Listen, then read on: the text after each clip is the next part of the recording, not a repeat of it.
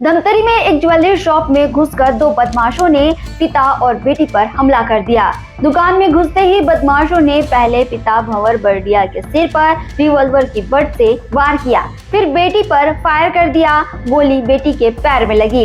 ये सब कुछ दुकान के सीसीटीवी कैमरे में कैद हो गया। दोनों घायलों को अस्पताल भर्ती कराया गया। फिलहाल उनकी हालत खतरे से बाहर बताई जा रही है। पुलिस को शक है कि हमलावर एयर गन लेकर आए थे। घटना पावर हाउस के पास बर्डिया ज्वेलर्स की है। यहाँ पे बर्डिया ज्वेलर्स है, जहाँ पे दो अज्ञात व्यक्ति नकाबपोश व्यक्ति यहाँ पे घुसे हुए थे। उन्होंने यहाँ पे जो दुकान का मालिक है उस पर फायर किया और यहाँ से भाग गए हैं। बेचना कर रहे हैं। शुरुआती जांच में लूट की कोशिश की आशंका जताई जा रही है, लेकिन कोई सामान चोरी नहीं हुआ। व्यापारियों ने पुलिस से जल्द गिरफ्तारी की मांग की है। छत्तीसगढ़ से जुड़े और अपडेट्स के लिए आप देखते रहें वयम छत्तीसगढ़।